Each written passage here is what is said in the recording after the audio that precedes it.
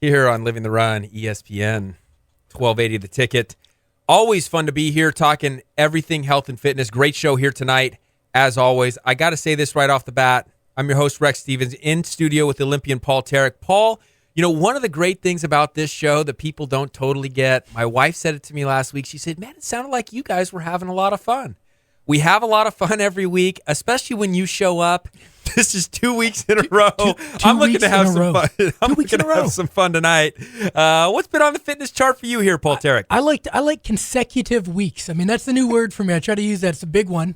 The fitness chart for me, to be honest, I've went back to the warm-ups I used to, it's like, I think you're at a stage, we talked about this before, you're a has-been when you're going to your old warm-ups and calling that your workout. Like, I'm going to do warm-up A. Oh, what are you going to warm up for? No, that's going to be my workout. That's what I'm going to do for a workout. So I do some high knees. I do frontwards, backwards, high knees. I do my inchworms and backwards inchworms, sideways high knees, some planks, little circuit of that, followed by some light lifting, and I feel pretty good. Yeah, I like it. I got back out on the track today for the first time in a month. Nursing a hamstring, nursing a hip flexor, trying to get that better. Felt good out there. Nice, slow 5 miles. Just kind of thinking about exactly what you're talking about. Thinking a lot about form, a lot about technique, a lot about biomechanics, less about how much can I push, what's the heart rate, how much time am I out here. More just feel the body, get that perception back, which is what we talk about all the time, right, Paul? Is are you feeling your system and what's working for you versus what's not working for you?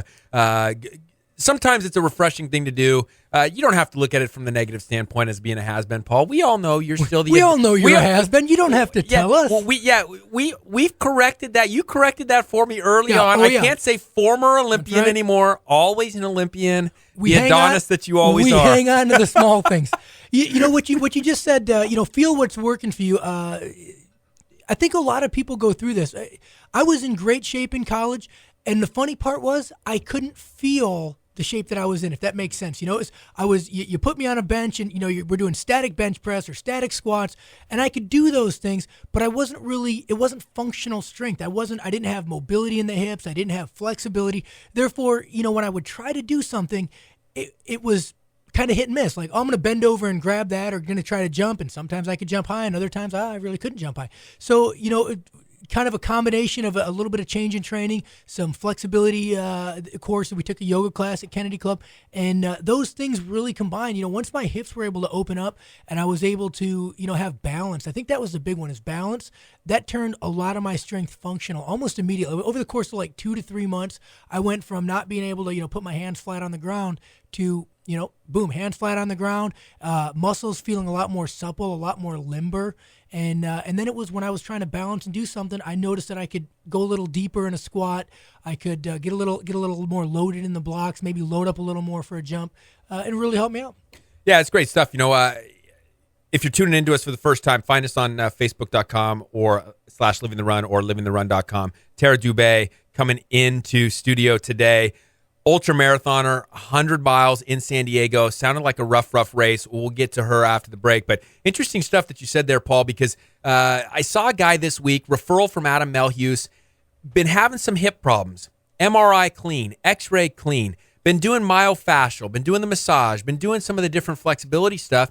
But the reality is that he was having some issues he didn't realize in balance, like you said.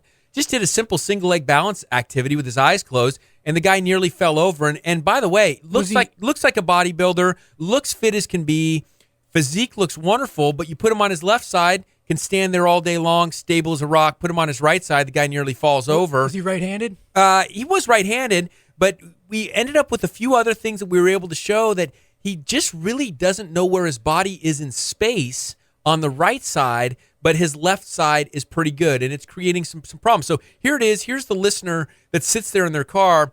They're doing the myofascial. They're doing the Rolfing, the massage. They're using the foam roller. They're going through some yoga routine, yet they're still not making the changes. Sometimes it's exactly what you said, getting back to that balance and stability and really finding those asymmetries, if you will, right to left. Did you make sure, though, when you did the balance test that he wasn't drunk? Because had he just come from wine tasting, you could be diagnosing a completely different issue. Hey, this guy's a bodybuilder. I'm telling you, phenomenal physique, neat guy. But we all deal with this. We've all had it from time to time. things that won't get better, and it could be a flexibility issue sometimes. Sometimes it is a myofascial issue, but sometimes it's what you said. It could be a balance issue, and I think you see that a lot in some of the different athletics. And look, we get into the same routines, repetitive motion, whatever sport it might be. You can start to create some of these restrictions. Yeah, I think the big thing is people, when they get to a certain level in their workout, or they get to a certain duration, maybe over the course of a year and a half, and you've been doing a lot of the same stuff, you maybe need to take a step back. If something starts to not feel right, maybe you start to notice you're getting injured or getting tighter more than you used to, and start taking a look at, well, what's missing in my workout? What am I not addressing? Because it could just be a small stabilizer. And the analogy we always use that most people kind of get is like a top performance dragster, right? Could have 6,000 horsepower, engine, could have all this stuff, in the drive line all the way down to the wheels. But if you got, a cheap 99-cent bolt holding something together, the bolt is what's going to fail. That's going to cause problems and everything else. So you want to make sure that, while your big muscles do a majority of the work, you don't want to neglect the stabilizers. You don't want to neglect all your little balance muscles, all the supporting cast. You want your Steve Martins and your big actors to be on stage, but the light guy in the back, he's just as important. You got to remember that. I like that. Tera Dube, ultramarathoner, running warehouse worker, incredible athlete. We're going to talk to her in a little bit. They just had a big race, 100-miler down to San Diego. Tough stuff with the weather. I know it got real hot. Here's this quote I came across, Paul. I wanted to have you touch base on it a little bit for me, too. We're going to ask Tara about this because when it comes to doing 100 miles out there, certainly there's different ups and downs through your way along. But there's an Indian philosopher that said the highest form of intelligence is to be able to observe yourself without judging yourself. And I started to think about athletics. I mean, how hard is that? It's like you observe what you did, and immediately you're your worst critic. You start to critique yourself. You start to badmouth yourself. Why did I do it that way? That was a terrible, event, a terrible jump, terrible time, whatever it might be. How did you approach that mentally when you knew things weren't going great, to be able to step back and observe yourself and give constructive criticism rather than judge yourself in a negative way? It's funny you talk about that. Jim Reardon is a sports psychologist. He's worked with numerous athletes, and that's one of the things that he talks a lot about. And he referred me to this. It was kind of this. I can't remember what the name of it was, but the concept was being in the moment. Some of the best athletes, or some of the best athletes in the world, their greatest performances come, and when you ask them about them, it's kind of like almost an out-of-body experience. They're telling you about how it was, but they're not talking about it like, well, I did this, and then I thought, well, this was wrong, so I did this, then I changed it. They just tell you it was kind of like they're along for the ride because all the preparation had come into that. And I think those are the moments when they truly aren't judging themselves. But exactly like you said, 99.9% of the time, that's just what you learn from the time you're like 7 years old was your coach going, hey, why'd you swing at that pitch? You need to make sure it's here. You need to make sure your elbow's here. You need to make sure you're doing this, or running track. You got to make sure the foot's in or the arm's out or whatever, whatever the case may be.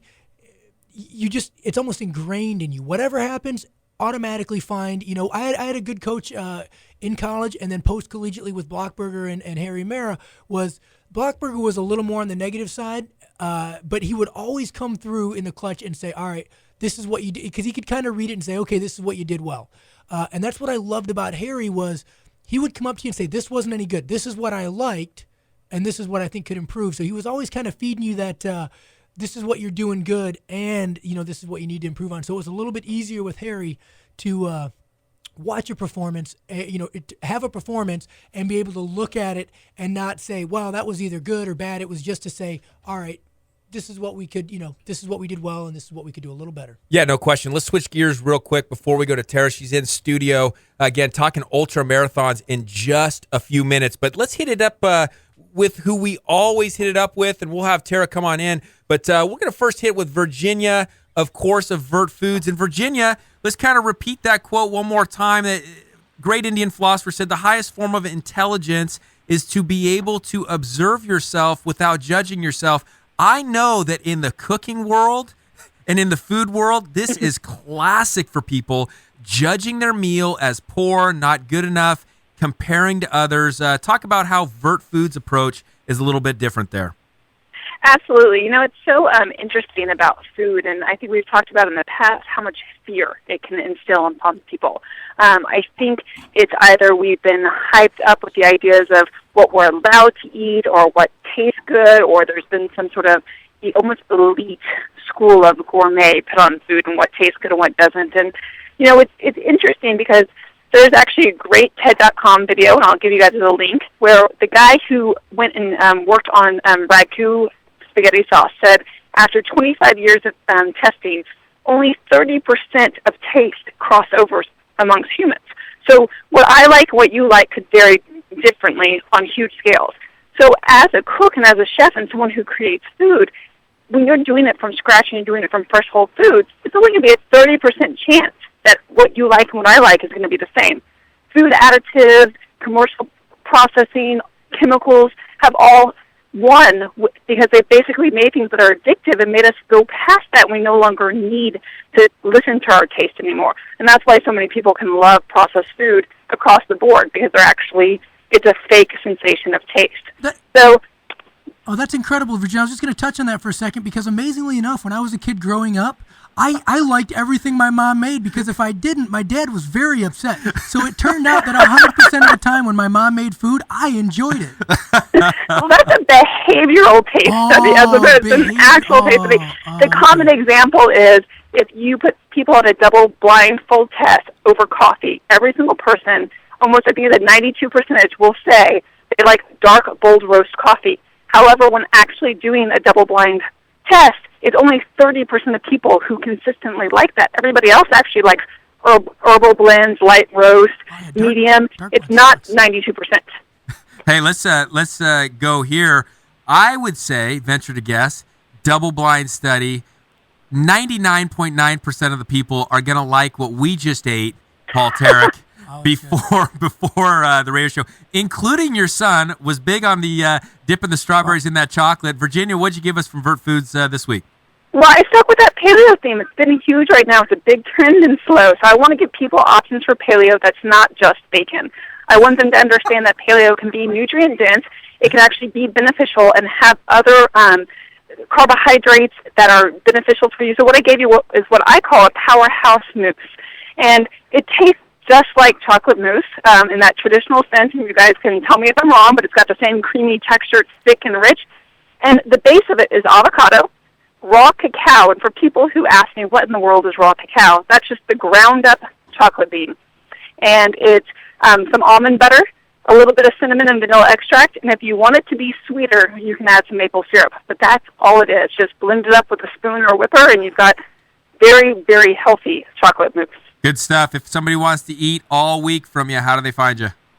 You can look me up on the web. It's www.vertfoods.com, and we provide things just like that chocolate mousse, just ready for you to pick out of your fridge and eat it up with those strawberries.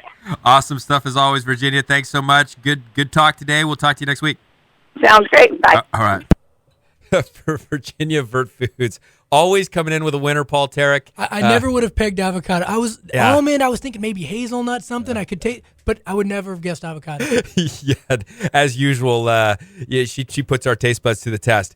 Putting us to the test, Tera Dube, ultramarathoner in studio. She is next here on Living the Run, ESPN 1280, The Ticket. You're listening to Living the Run on ESPN Radio 1280 The Ticket.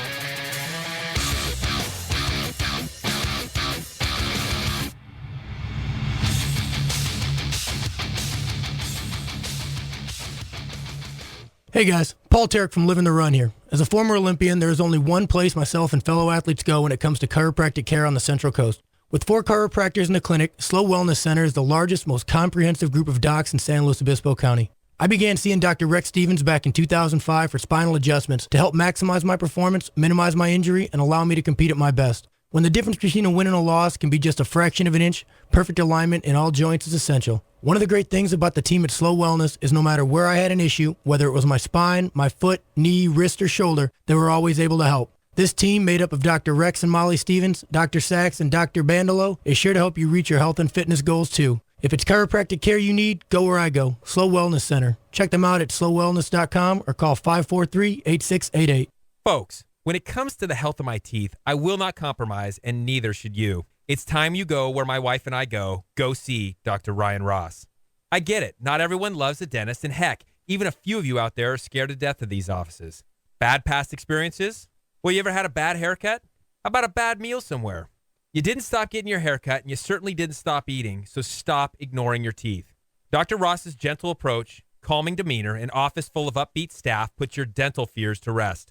Conveniently located in a great little house on Marsh Street downtown, Dr. Ross's office exudes the highest level of professionalism, mixed with an atmosphere much like your own home.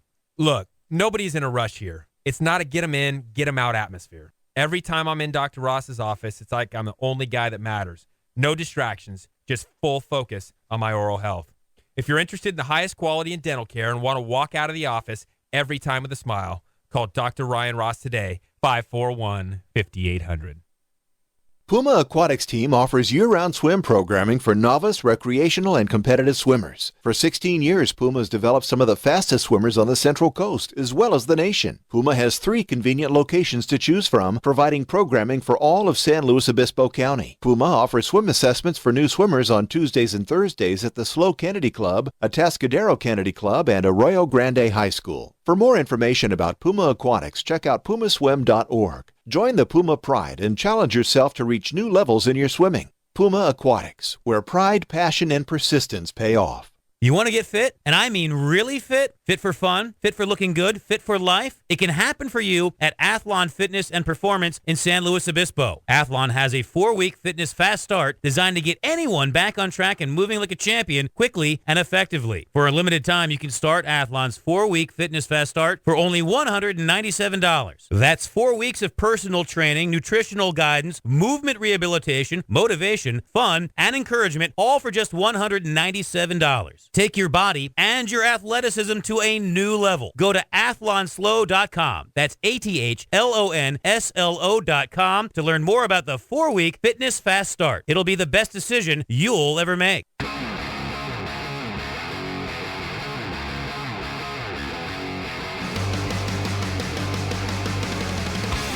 We're back with Living the Run. Welcome back to Living the Run. Good stuff as always in the break with Paul Tarek. This segment brought to you by 2 sponsors. Left Coast T-shirt company. We got a Living the Run tank top as always for our guest, and she'll probably wear it out with one run, Paul. I was going to say, I didn't think it would fit me. Yeah, exactly. And our favorite just won a big award too, Paul, the district award, I guess. Jaffa Cafe, one of the great sponsors for at Living the Run Festival? here. Yeah, I don't know if it was a Greek festival. It was something of a Congress guy or something voted it to one of the best small businesses in the district. Brilliant place. Food is awesome, but just the camaraderie in there. Adnan does a pretty smoking deal. So, again, $20 gift card to our guest. And she probably needs some food too, Paul Tarek. Our guest on the show now here on ESPN 1280 The Ticket, Tera Dube, coming off a San Diego Ultramarathon that was a rough one. Rough one. Thanks for coming in. You're still in one piece. Talk about this race. Oh, man. This race was supposed to be my 100-mile race to get my confidence back for that distance. Nothing like some 96-degree heat to get the confidence back, man. right? So this was my third 100-mile race. The last one, third 100-mile race, second completion. So the last 2 that I did, I had a lot of problems with, and that was over 6 years ago now. So this was supposed to be my comeback race to build my confidence for the distance and just feel like that I can run that distance well. And so stop there. When you talk about comeback race here, what did you do to prep for? Because what you have, a 50-miler a month ago, or when? Yeah, in April, Okay. I did the American River 50 and did well. and did pretty well. Yeah, I mean, your husband, Paul, you weren't here for this. We had a butcher job with Tara on the phones. This was when Blue Rooster was having some problems, I think. Other people were having problems with the phones. I think I was here for that, as a matter of we fact. kind of start off with Tara, but we did get this out that her husband called her the first loser. Yes. Rather than just saying, hey, I took right. second place, Right, she went right. down as the first loser and laughed about it, which is Yeah. pretty cool. Smoking 50-miler, got you Yeah. ready. Uh-huh. And, training had been going really well, very well. And, weeks before this race, or you get the 10-day forecast, and I'm looking and I'm thinking, great, the weather is going to be like 78 degrees, comfortable, perfect conditions for me. There's a little bit of altitude out there because it's around 5,000, 6,000 feet, which I thought was going to be manageable. So knowing that, I thought, okay, I'm ready. I've done everything that I can to be ready for this, but I was not ready for 90-plus degree weather. 96 degrees. Yeah. I mean, the hydration, all that changes.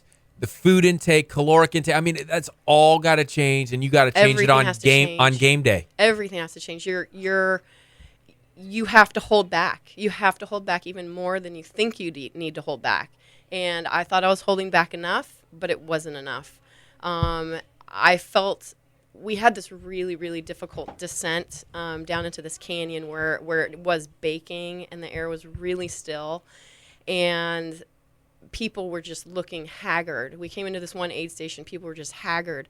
We had to go out and do a loop about 4.7 miles and come back to the same aid station. I felt, okay, I was keeping myself really hydrated, drenched with water like the whole time. Came back to that same aid station and just saw carnage. Like, people were just dropping, just being like, get me out of here. And I thought I was doing okay. Hey, any idea on those statistics? I mean, how many people started the race and how many people finished? I would say there was officially about 187 starters at the start line. And then, let's see, 82 people finished. So that would be 105 drops. More than half, Paul Tarek, don't finish the race. I love how she says it like she was surprised. I get to this aid station in the middle of this ultra marathon in the bottom of a desert in June in San Diego, and I was expecting to see people happy and joyous. And they were, looking mediocre. And then we did a loop, and I came back, and they were dying out there. It's like totally shocking. Like, unless this was like 10 feet from the start line, I would not be shocked. Like, oh, you guys are 42 miles in. Yeah, you're looking way better than I thought you would. Yeah. Well, I actually saw Scott Dubrel. Scott was on with us last. Right. Did Scott, by the way, bring the starting blocks? Paul asked him if he was bringing starting blocks and potently spikes at least for the first 100 meters. He might have, but I didn't get a good look at where he was at the start. I mean, the ultra marathon's a mind game as is, but you really want to mess with people at the beginning. Hey, what's that guy got? Starting blocks? Oh my gosh, he's really going to get out after. Yeah. So Scott was with us last week. How did he fare? Was he part of the carnage? Oh my gosh, he is one tough runner, and I know that about Scott because I've run with him quite a bit. I saw him after I did that 4.7 mile loop. So he was heading out on the loop. And I said some key words that I probably shouldn't say on the air about how hot it was in this hole. And, I'm sure the listeners can imagine. Wait a second. I just want to listeners have. That's why we do radio. I want to paint this picture. When you were coming back from the loop, he was going out on the loop. Now, I'm not a genius, but that would mean that you were in front of him. Yes, I was. Oh, Paul, I'll give probably you a mistake. Again, talking to Tera Dube here, ultramarathoner, works for Running Warehouse here locally. Tough 100-miler, but at about 11 that night, I checked the stats. She was at mile, I think, 59. Scott was at 51 at that time. So it was about a 7 to 8 mile difference at that time. Is that considered like within striking range in the ultra marathon? In this case, it was striking range. Yeah. So well, so I saw him on his way out, and I said, "You be careful. It's hot out there. Take care of yourself." And I patted him on the back, and he gave me a crazy, sad look, and he went off, and then I had to climb out of this canyon, and then. Being that later in the race I suffered so badly, I knew that I would probably see Scott again. Did he catch you on an uphill? Because that was like his thing. He wanted to get people on the uphill. He loves the uphills. He loves that. What did he call it? He didn't call it lunging. He calls it... I don't know. Yeah, there was some fun. He said hiking or something. It wasn't hiking. Power walking. Power walking. Yeah, I think that's what it was. He's the power kind of walking, power lunging. Yep. That was his strength. And, when I go on runs with him, I can't keep up with him when he walks uphill. I have to run. So that just gives you an idea of how strong he is. He's a power walker. So he caught me probably with about a mile to go to the finish line. Oh, man. Incredible. 100 miles. Was he running at this point, or was he? Yeah, he was running. Yeah, and I was walking. Oh, man. So then there was no game. There was no. What's the ultimate goal, Tara? We asked Scott this. You're talking 100 miles. I think there's no question. Paul Tarek, Olympian, he gets in a 100-meter race, high jump, pole vault, whatever. It's to win. He's looking to win the events. It's pretty simple. When you look at the 100, well, Paul. Personal best, because that's the Personal thing. The best. decathlon, it mirrors a lot of these things in the regard that you're never competing against the guys next to you. You're competing against a scoring table or a clock because the guy next to you might beat 9 out of 10 events. He beats you bad enough in one event and you lose. I think we share the same concept with a lot of these ultramarathoners. But ultimately, you're looking at points still, Paul. We're still looking at ultimate goal of a win in the total. So I think maybe from that regard, yeah. But I think event to event, we kind of share the same same mentality that they do, where we're out there kind of forming that. That's why we have that bond as decathletes. Where at the end of the race, you'll never see the 100-meter guys getting together and going out and No question. But I mean, what are we looking at here? Is this like, are we trying to find some sense of nirvana when we're out there in the middle of the race? So is it more mental? Is it physically also to say, hey, I got to beat this time? I mean, when you said that this was your comeback, what did that mean goal orientation to you personally? Well, I would say that for me, I have about 5 different goals when I go into a 100-mile race. First goal is to finish. Absolutely. Second goal might be... Goal number 1 done. Goal number 1 done. Yes. Goal number 2 might be, okay, I want to have a good time, or I feel that I'm capable of a certain time. So what was goal. that? What, if it's in 78 the right degrees, conditions, 78 degrees, my goal was probably 21 hours. But when the race started and you knew it was hot, I was still what were you thinking for sure under 24.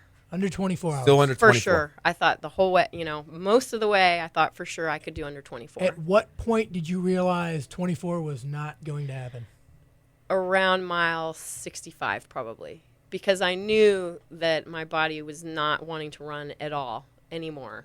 How did you respond at 35 miles to go? You're not going to make your goal. Your body's not responding. I mean, I'm serious. Yeah. I'm like thinking, there's 35 minutes of running left. Packing it in, boys. I'm done. Yeah. Well, let's face it. I mean, we're all competitors when we do this. We're competing to be the best that we can be. We're competing with other people. We're competing with our own personal times. So you have to change your goals as you're out there, and you know that, okay, this goal isn't going to happen, so I have to go to the next goal.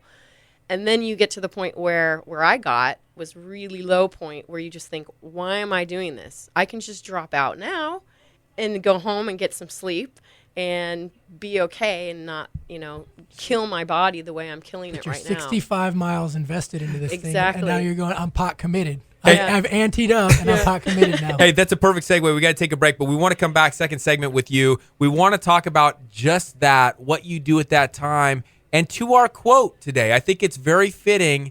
The highest form of intelligence is to be able to observe yourself without judging yourself. What's happening at mile 65 into mile 100 when the goal starts to not be reached potentially? What do you do mentally to keep that thing thriving? More with Tera Dube, ultramarathoner, here on Living the Run, ESPN 1280, The Ticket. Stick with us. You're listening to Living the Run on ESPN Radio 1280 The Ticket.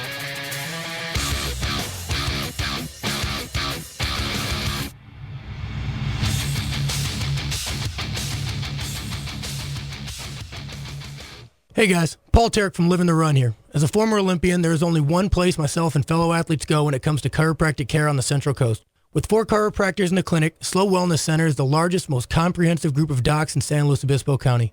I began seeing Dr. Rex Stevens back in 2005 for spinal adjustments to help maximize my performance, minimize my injury, and allow me to compete at my best. When the difference between a win and a loss can be just a fraction of an inch, perfect alignment in all joints is essential. One of the great things about the team at Slow Wellness is no matter where I had an issue, whether it was my spine, my foot, knee, wrist, or shoulder, they were always able to help. This team, made up of Dr. Rex and Molly Stevens, Dr. Sachs, and Dr. Bandolo, is sure to help you reach your health and fitness goals too. If it's chiropractic care you need, go where I go, Slow Wellness Center. Check them out at slowwellness.com or call 543-8688. Folks, when it comes to the health of my teeth, I will not compromise, and neither should you. It's time you go where my wife and I go. Go see Dr. Ryan Ross. I get it. Not everyone loves a dentist, and heck, even a few of you out there are scared to death of these offices. Bad past experiences? Well, you ever had a bad haircut? How about a bad meal somewhere? You didn't stop getting your haircut, and you certainly didn't stop eating, so stop ignoring your teeth. Dr. Ross's gentle approach, calming demeanor, and office full of upbeat staff puts your dental fears to rest. Conveniently located in a great little house on Marsh Street downtown, Dr. Ross's office exudes the highest level of professionalism, mixed with an atmosphere much like your own home. Look, nobody's in a rush here. It's not a get 'em in, get 'em out atmosphere. Every time I'm in Dr. Ross's office, it's like I'm the only guy that matters. No distractions, just full focus on my oral health. If you're interested in the highest quality in dental care and want to walk out of the office every time with a smile, call Dr. Ryan Ross today, 541-5800. Puma Aquatics team offers year-round swim programming for novice, recreational, and competitive swimmers. For 16 years, Puma has developed some of the fastest swimmers on the Central Coast, as well as the nation. Puma has 3 convenient locations to choose from, providing programming for all of San Luis Obispo County. Puma offers swim assessments for new swimmers on Tuesdays and Thursdays at the SLO Kennedy Club, Atascadero Kennedy Club, and Arroyo Grande High School. For more information about Puma Aquatics, check out pumaswim.org. Join the Puma Pride and challenge yourself to reach new levels in your swimming. Puma Aquatics, where pride, passion, and persistence pay off. You want to get fit? And I mean really fit? Fit for fun? Fit for looking good? Fit for life? It can happen for you at Athlon Fitness and Performance in San Luis Obispo. Athlon has a 4-week fitness fast start designed to get anyone back on track and moving like a champion quickly and effectively. For a limited time, you can start Athlon's 4-week fitness fast start for only $197. That's 4 weeks of personal training, nutritional guidance, movement rehabilitation, motivation, fun, and encouragement, all for just $197. Take your body and your athleticism to a new level. Go to athlonslo.com. That's ATHLONSLO.com to learn more about the 4-week fitness fast start. It'll be the best decision you'll ever make.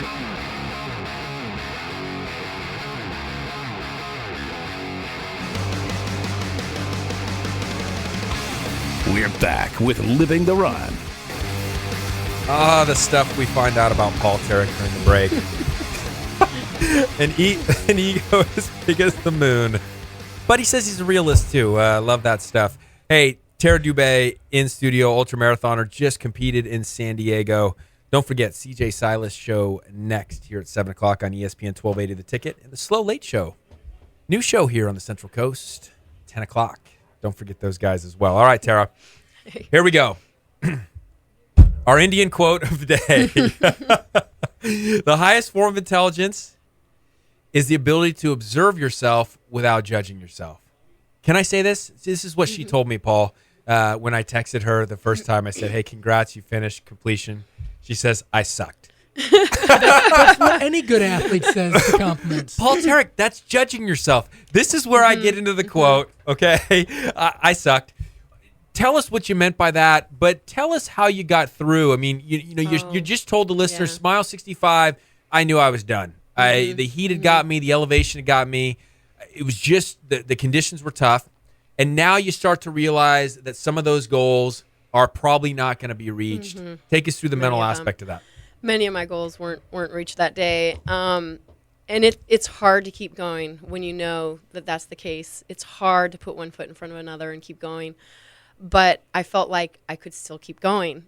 And I've been so torn up in races where I could literally not walk much. Hip flexors just completely destroyed. Couldn't lift my legs. I think I told you about that.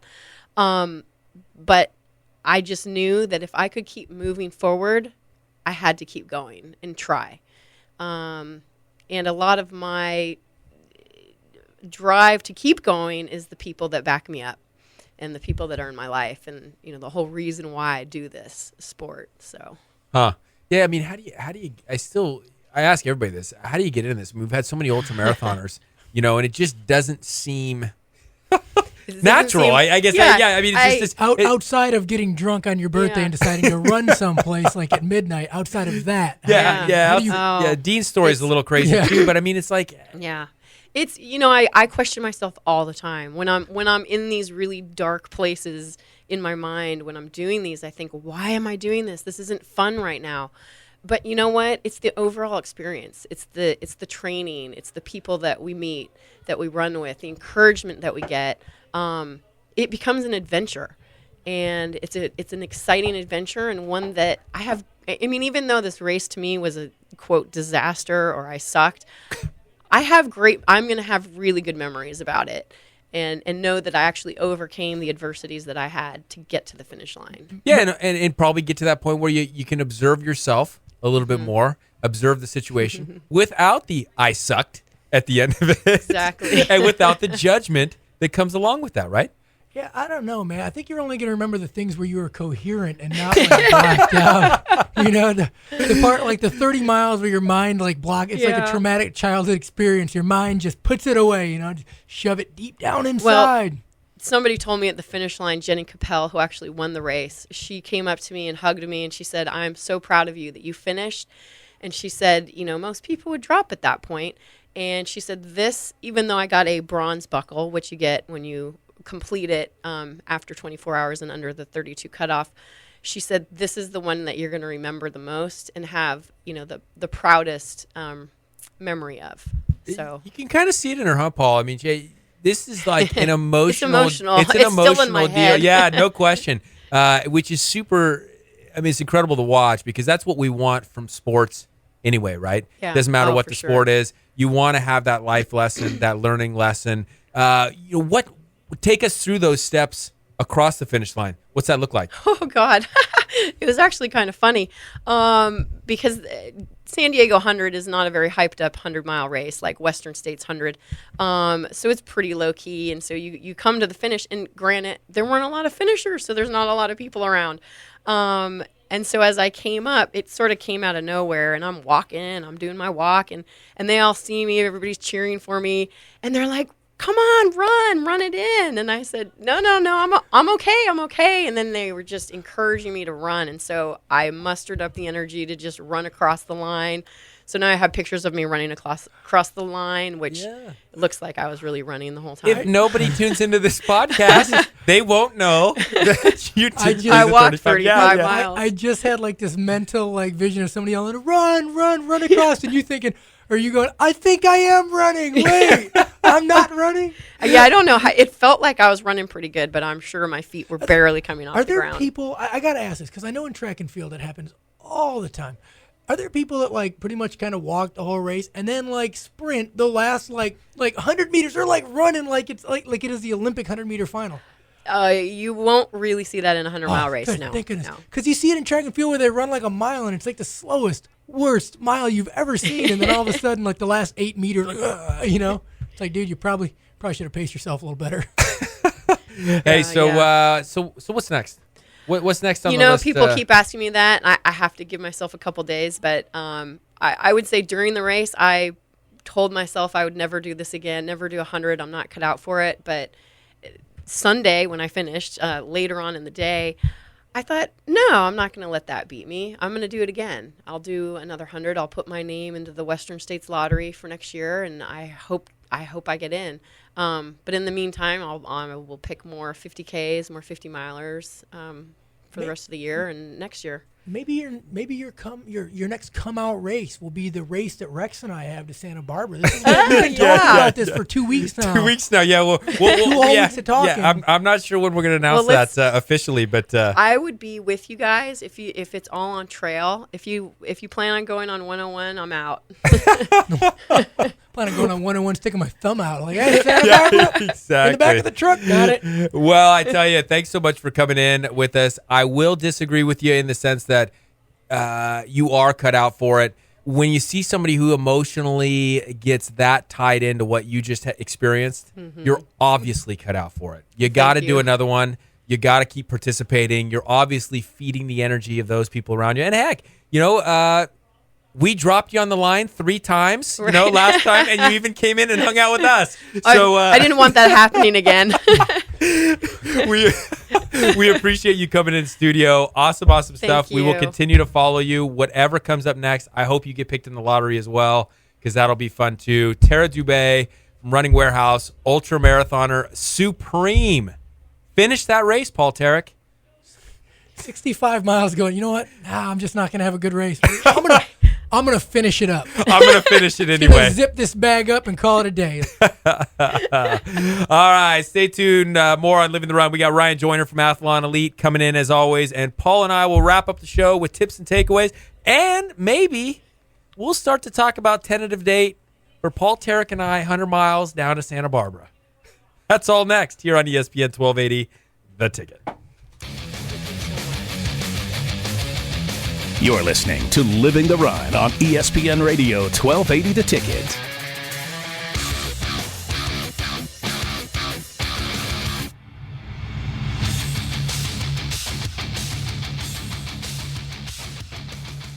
Hey guys, Paul Tarek from Living the Run here. As a former Olympian, there is only one place myself and fellow athletes go when it comes to chiropractic care on the Central Coast. With 4 chiropractors in the clinic, Slow Wellness Center is the largest, most comprehensive group of docs in San Luis Obispo County. I began seeing Dr. Rex Stevens back in 2005 for spinal adjustments to help maximize my performance, minimize my injury, and allow me to compete at my best. When the difference between a win and a loss can be just a fraction of an inch, perfect alignment in all joints is essential. One of the great things about the team at Slow Wellness is no matter where I had an issue, whether it was my spine, my foot, knee, wrist, or shoulder, they were always able to help. This team, made up of Dr. Rex and Molly Stevens, Dr. Sachs, and Dr. Bandolo, is sure to help you reach your health and fitness goals too. If it's chiropractic care you need, go where I go, Slow Wellness Center. Check them out at slowwellness.com or call 543-8688.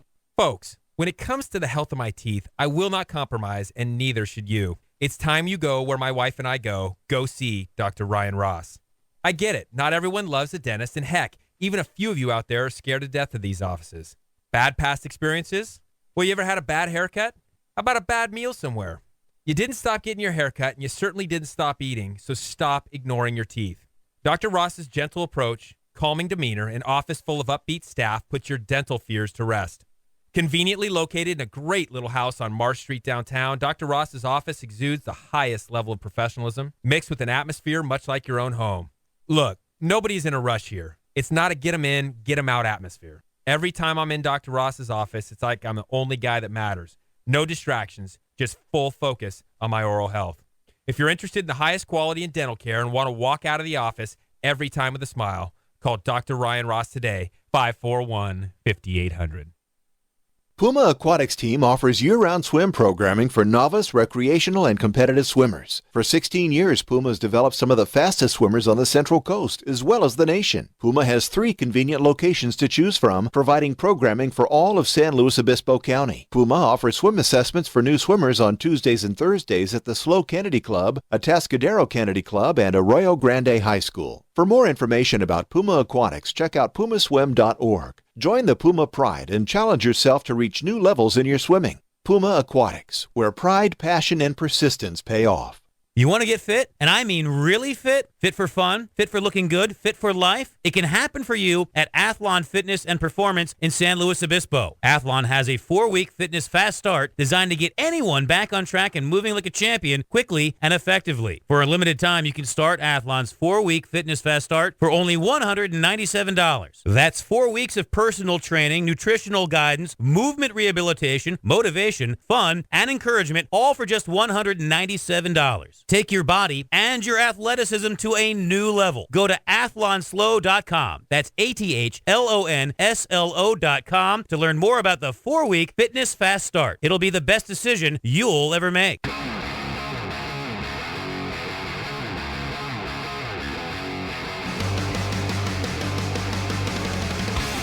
We're back with Living the Run. Well, wrapping it up here on another great Wednesday. Rex Stevens in with Paul Tarek. Tera Dube was something special, wasn't she? Emotional. I love it when we get these people in studio and they're just kind of reeking of that passion and emotion for an experience that you just can't really describe greatly in words. They're not doing it for the glory. They're not doing it for money. They're not doing it for recognition. They're doing it because it's part of who they are. They're doing it because it inspires them. And that's what you can. And you can't ask for anything more out of sports. Yeah, no question. I always love that, Paul. We got a great job here. It's we're better because of being around people like that. It's you go home and you're just kind of inspired yourself. I can live vicariously through them. I no longer need to do anything. Hey, speaking of inspiring, every week we get Ryan Joyner from over there at Athlon Elite. You can find these guys at athlonelite.com. Ryan Joyner, great coach, great trainer, inspiring people on a daily basis. Hey, Ryan, I know this week you want to talk a little bit about workout programs and the power of using circuits. Talk to us a little bit about that, because I know circuit training is kind of a broad topic, general topic. I think most people are a little unclear about what you might mean there. Yeah, it's a hugely broad topic. What's going on, fellas? Great interview again tonight. Enjoyed listening to her. Oh, yeah. Tara was fantastic, Ryan. Fantastic stuff. Yeah, it's impressive. Duberl did really well, too. It was exciting to hear all his results. Absolutely. Yeah, so circuit training is definitely a broad topic, and it encompasses many different types of circuit training. And really, actually, to define it and to make it a simple point for the listeners, I wanted to talk about complexes. Now, I don't know exactly if there's a definition out there that defines a complex from a circuit, but generally when people think of circuits, they think of, okay, doing a whole bunch of machines all in a row nonstop, or maybe doing a whole bunch of body weight movements all in a row nonstop. And again, think CrossFit style, which CrossFit definitely does do a lot of circuit training as well as many other things. But complexes are what we typically use in athlon, which I would define as 3 movements or less, and generally they're weightlifting. And so, to get anything out of your strength training routine, you need to be working at a maximum. Now, that doesn't mean a 1 repetition maximum, but you need to be doing 6 to 10 repetitions and getting close to failure at the end of those 6 or 10 repetitions. In traditional weight training, if you're going to be doing that and you need to do 3 to 4 sets, in traditional weight training where you're waiting 2 to 3 minutes between those sets of squats or sets of bench press or whatever it may be, you're going to burn up an hour of training time really fast, and you're not going to get a lot done in the whole week unless you're a bodybuilder and you're putting 2 hours a day in the gym, and that's what I encourage people not to do. So how do you do it? You can put complexes together and work different body parts all at the same time. So you can do that heavy set of squats, then you move over and do a lat pull down or a set of pull-ups, and that's a double, right? And so by the time you finish your pull-ups, you're now ready to get under the bar and do another set of squats. And and we do this with all the athletes. For one, you can still work the different body parts and get a lot done in a short training session, but then you keep that metabolic rate up high. So you keep the heart rate going, you keep the lungs pumping as you're doing this. And really the only limiting factor of doing complexes is technical precision. You've got to do it right, and so you definitely need to pay attention to your form and your technique.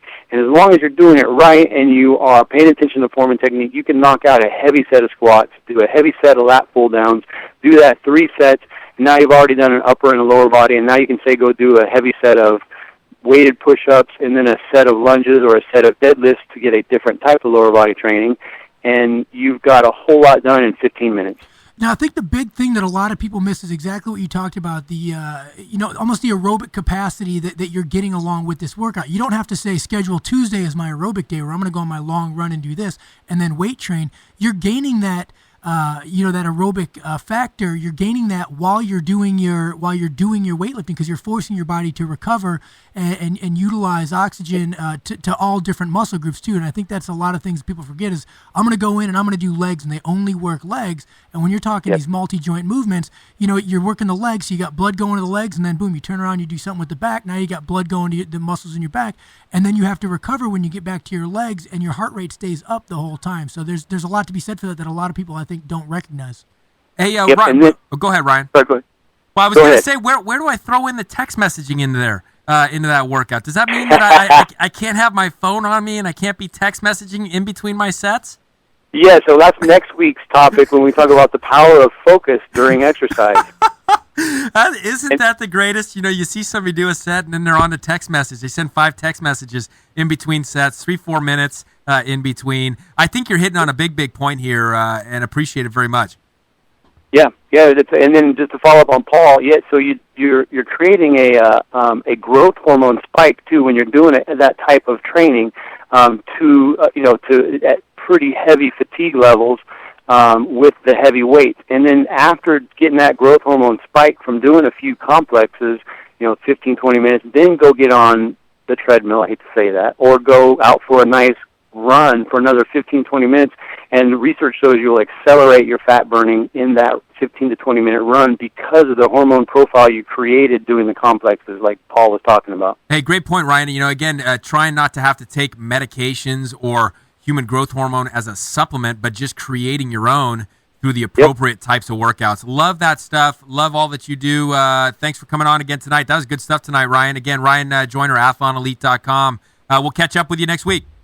Sounds good. Thanks, guys. Thanks, Ryan.